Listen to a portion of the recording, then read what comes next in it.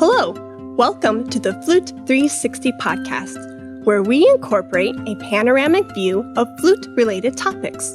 I am your host, Heidi K. Begay, and this is episode 58, Flute Studio Highlights with Dr. Julee Kim Walker. Today's gold sponsor is brought to you by the Interactive Flute Retreat.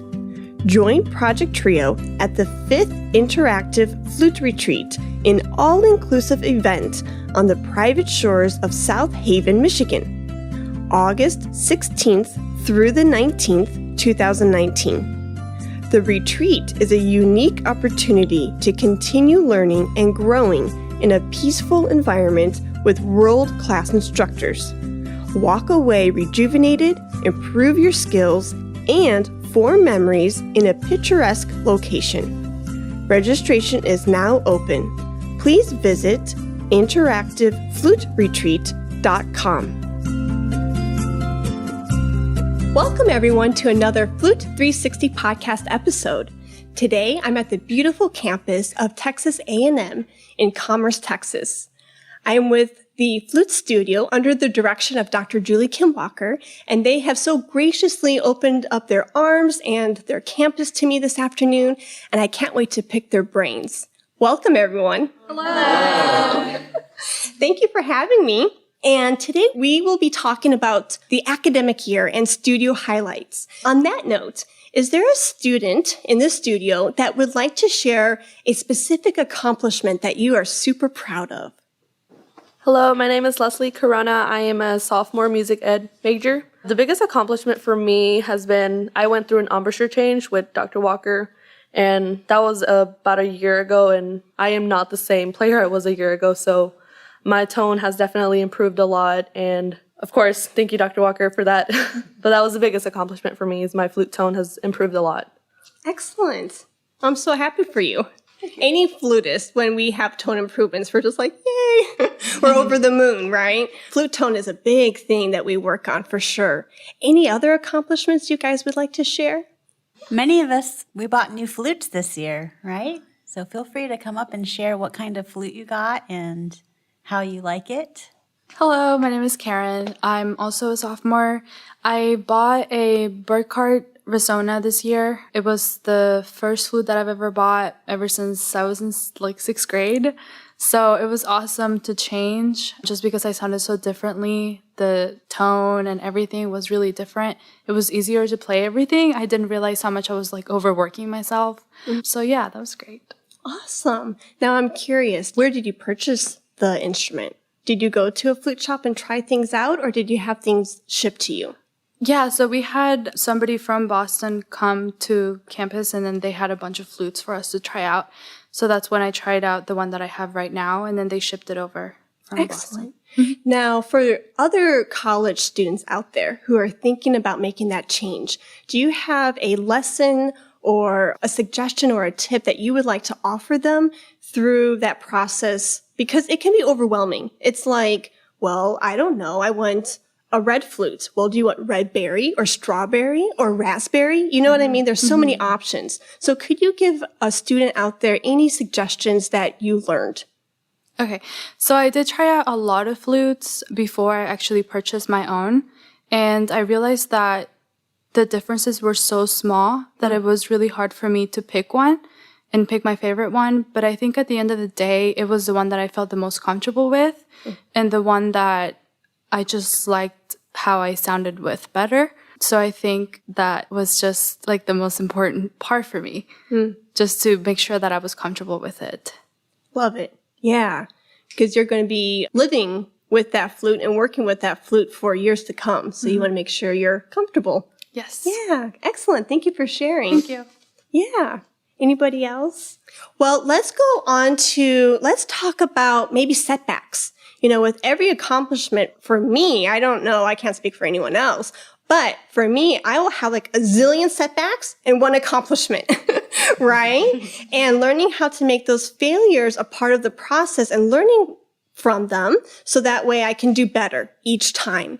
Is somebody willing to be honest and vulnerable and share with us any setbacks that you have had this year that you've learned from? Hi, my name's David. So one setback kind of that I've had this semester that I've kind of had to work with was just the fact that I transferred this semester to the university and I wasn't here last semester. And I wasn't a music major either. So I took a really long break from playing. So just getting back into it and learning, kind of relearning how to play the flute. Basically, I had to go through an embouchure change in my lessons because even though I thought like I had a pretty okay sound, it wasn't like my best. So just, getting back into it. Yeah. Yeah. Did you feel like it was kind of like relearning how to ride a bicycle?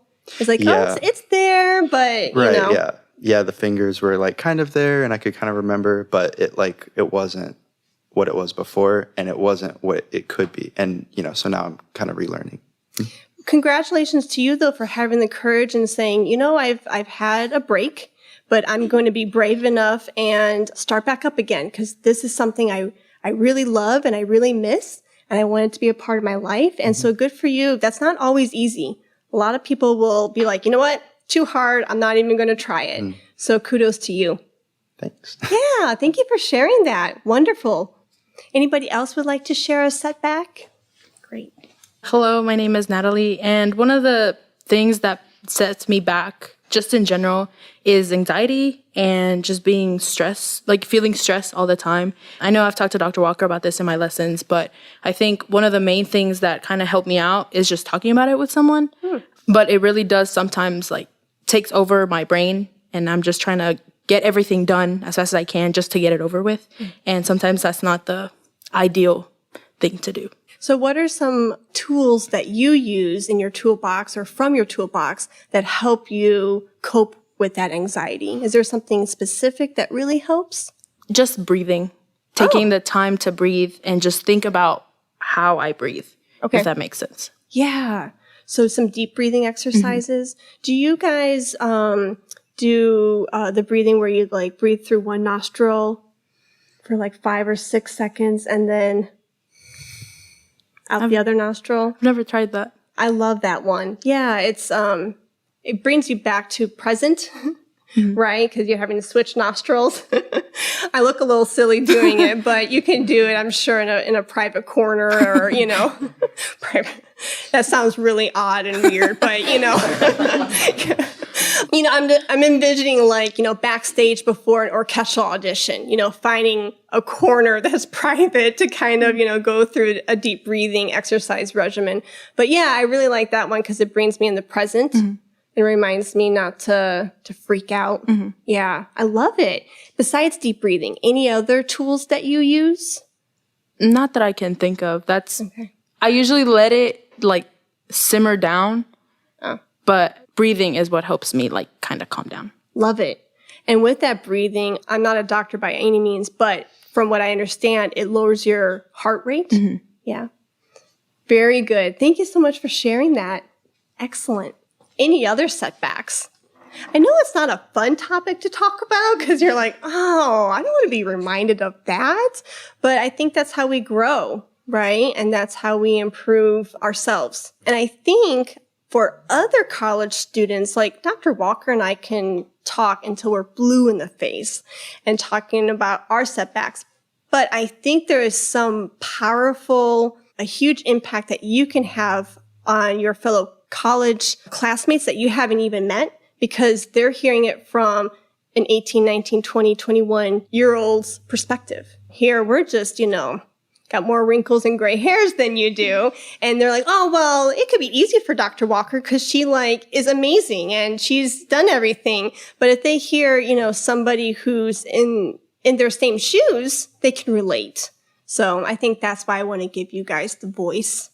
Any other setbacks at all? Hi, I'm Angelica. So I think a major setback for me is that I learn music really easily and fast. And once I learn it, I don't want to keep working on it. So I'm not really one to practice much. But starting lessons with Dr. Walker since last semester, she's really taught me to take a step back and practice the major details. Usually when I learn music, I don't do dynamics or I'll have wrong articulations or something. I'll just go for it and then move on to a different piece. So because I really get really frustrated when I don't do something right. So then I usually just give up. But being with Dr. Walker, she's taught me to, like I said, take a step back, take my time learning stuff, start slow, don't just dive right into it. Because in high school, the music was all too easy for me. So that's why I usually never practice. And so coming here, having to practice like every day, at least an hour every day, that's really taught me to, also with the vast variety of music, just taught me to take a step back so I can relax and actually learn the piece and get into it. Great. Excellent. It's so easy to give up when things are hard, right? But just for me, just showing up like, 5 minutes, 30 minutes and say, okay, I'm just going to give myself X amount of time to work out this passage, and if it doesn't work out, then I'm say, okay, and I'm going to go on to the next thing and come back to it later.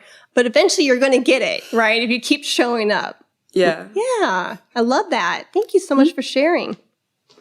Great. So I think we can dive into maybe a new topic. And let's talk about your summer plans or maybe next year's academic goals. Does anybody have a summer camp, a flute camp, or a band camp that you have signed up for and you want to share? Hello, my name is Christian, and this summer I actually plan on going to the Texas Summer Flute Symposium, which is actually hosted here at A&M Commerce. And it's going to be a first for me because I've actually hadn't heard of it before, but I'm going to be performing in a masterclass too. So it's going to be very cool, and that's the full experience I'm going to be doing this summer. Excellent. Are you going to be playing for Jasmine Choi? Sadly, no, but I'll be playing for Conor Nelson, who's also a fantastic flute player. Oh, yeah. Conor's amazing, and he's such a great human being. He's so vibrant. Dr. Walker, you're good friends with Conor, right? Mm-hmm. Yes, he's a great friend. I call him my flute best friend. Yeah. So, he's great. Great teacher, great performer, great person, and his energy is so contagious. So I think you'll really enjoy performing for him. Wonderful. Is this the first flute event in the summer that you have registered for, or have there been past events that you've attended? I've once been to the Flute Festival in Denton, but per summer camp, this is going to be my first. Great. And what repertoire piece are you planning to play for Conor? I'm planning on playing the second and third movements for the Suite for Flute and Piano by Widor. Okay, Widor Suite. Excellent. That's wonderful. Huge congratulations to try something new. And I think you're going to learn, like Dr. Walker already said, you're just going to soak up so much from him, and it's going to be wonderful for your development as a flutist. Thank you. Yeah, sure. Today's sponsor is brought to you by J&K Productions. Did you know that not only are they a production company for podcasts, but they are a recording company for musicians? Any musical recording needs that you may have, J&K Productions can fulfill that need. They have all the necessary equipment and expertise to record your next flute recording for college or graduate auditions, competitions, summer festivals, or a flute album. J&K Productions can record any setup imaginable, from solo flute, small chamber, flute and piano, and much more. Consider J&K Productions for your next recording project. Contact them at jkproductions.media. Any other summer plans? Now, with summer plans, with different flute events and stuff, of course, take some time by the pool, do some good old barbecuing. We need that R&R, right? We're human beings and we need that rest. Somebody, I'm sorry, what's your name, hun? Corina. Corina. Hi, I'm a freshman flute player, and my plans for the summer actually aren't flute related. I'm going to be on tour with Blue Knights, which is a drum corps, and I'm going to be a part of the marketing and merchandising team. Oh, wonderful. Yeah. Yeah, you can pull out a lot of lessons from the marketing team, you said? Mm-hmm. Excellent. And that goes with our hand-in-hand, full circle, with the presentation today, right? Right. Yeah. So I'll be doing like social media and then selling shirts and working their truck and selling all of their merchandise that they have. I'm going to have to pick your brain and call you and bother you and say, what do I do? Hey, I don't even know yet. I'll let you know when I figure it out. Fair enough.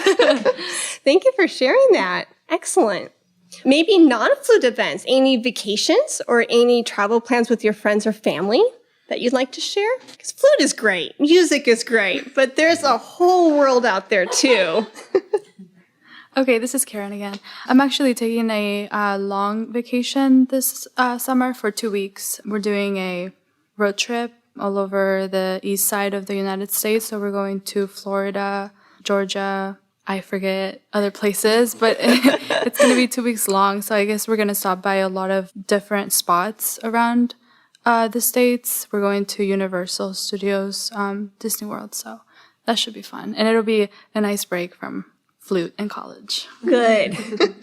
Yeah, we need that break, you know, to let our brains kind of unwind. Mm-hmm. Oh, how fun. Yeah. I haven't done a lot of travels out east. I'm sure you have. You're such a world traveler. My sister actually lives in New York. She's lived there for 11 years. So I try to visit her every 6 months. And I do plan on going to visit her this summer as well. Oh, great. Mm-hmm. Wonderful. Thank you for sharing. Hi, I'm David again. So my summer plans consist of a little bit of vacation, a little bit of flute. So over the summer, I'm going to be doing lessons with Dr. Walker to kind of catch up since I transferred here. And also, I'm going on vacation for a week in New Jersey, basically to visit family and just have some fun on the beach. And also, I don't really have set plans for it, but I actually did want to start a podcast. And I figured like over the summer would be a good time because I have more of it.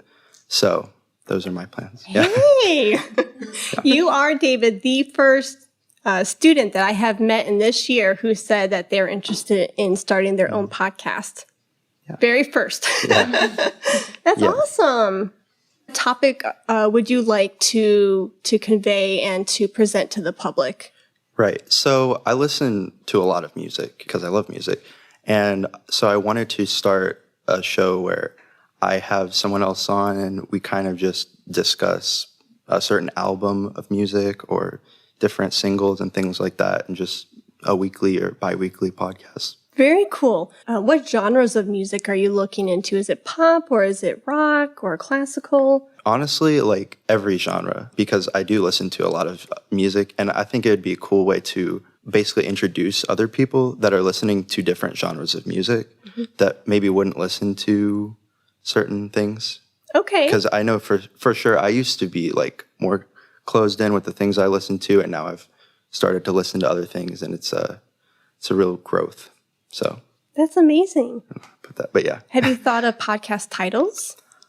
Yeah, it's really hard. Every time I think of one, it's like, oh, that sounds stupid. Yeah, but I'm trying. Teaching moment, it's not stupid. I don't like that word. So I'm going to I know what you mean. Yeah. I just saw a teaching moment for me to take upon and say, maybe be aware and notice and say, oh, that title is interesting. Look at that. Yeah. It's a little quirky and, you know. I'll like sleep on it and then wake up the next morning. I was like, maybe I won't use that. There you go. I like that word choice. Yeah. Yes. Excellent. Well, like I said earlier, if you want to use me as a soundboard to try to get some ideas going, I am more than happy to be that resource for you. So appreciate that. Yeah, definitely. And let me know when you publish your first one. And I would love to, I have a segment called Picks. I would love to say, hey, check out David's podcast at blah, blah, blah.com. And so that way you can get your audience rolling. All right. Thanks. Yeah, for sure. Great. Thank you for sharing your summer plans. That's wonderful. I'd like to wrap up today's talk with a teacher highlight. So any special, I'm going to put Dr. Walker under the spotlight, any teacher highlight or memory that you've had with Dr. Walker this year or the past couple years that you would like to share? You know, she said something in lessons and you just thought, oh, that makes so much sense. Or she met with you, I don't know, in the hallway and said, keep going, you're going to get it. Anything that you'd like to share at all? Hello, this is Leslie again. I don't really have a big memory, but it's just like ever since I got here, I've felt more confidence with my playing a little bit more. Like Dr. Walker's the sweetest person I know. And she's always smiling. I've never seen her not smile. So that always makes me be more confident with my playing. Or all of her students are great players, and it's always because of her. She's always bringing us a smile to our faces, and we are super thankful for her. Aw, what a beautiful tribute. She does. You guys are awesome. She does have a very contagious smile. I will agree with that. Yeah, and confidence is a thing, right? As us as musicians, we think, oh my gosh, I'm not getting any better. Oh my gosh, I'm just going to put the flute in the case and not try anymore, But to have an encouraging teacher to say, keep going. I see the progress. I believe in you.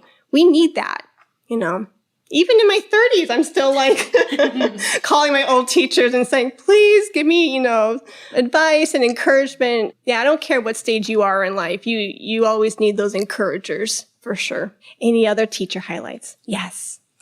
Hello, I'm Alexis. I'm currently a sophomore, but I'm actually on track to graduate early. Nice. And that doesn't happen a lot as music majors. And I wouldn't have been able to figure that out had I not sat down with Dr. Walker a couple weeks ago. And she took out a piece of paper and wrote down everything. She's like, this is what you need to do. This is what you have left. And I was like, wow, I wouldn't have been able to figure that out on my own. And then I was able to go to the building where they make it official. She's like, whoever sat down with you did this perfectly. She didn't hardly have to fix anything. So I'm really thankful for that because I'm not the best at organizing things, so yeah. And isn't it such a huge, one, relief Yes. to have somebody there to guide you. And then second, what I'm hearing you say is I learned a lot watching her organize my course load. Right? Yeah, she's just the most- kind of watching her just okay, columns, boom. I can just almost envision this going down. Yes. Right? And you learn, we can sit here and talk about Excel spreadsheets and sticky tabs and organization, but until you actually see it happening, then the light bulb goes off and you're like, oh, okay. For sure. Yeah, and you'll always will remember that, and someday when you're a music educator, you can do the same for your students. Yes. Oh, what a wonderful memory, and thank you for sharing that. Thank you. Yeah. Any other highlights or any other fond memories you have with your teacher, Dr. Walker? Hi, it's Angelica again. So my memory is actually of the very first lesson I had with her. It was the first time I met her in person and everything. I just remember this. I don't know why, but I just remember her cat walking around her apartment. And back then I was really fidgety. I didn't know, I couldn't stand still a lot. I kept moving. I didn't know what to do with my hands, even though I was holding my flute. I would twirl my flute around a lot. And so she just had me stand still for 30 seconds, and I couldn't even do that, honestly.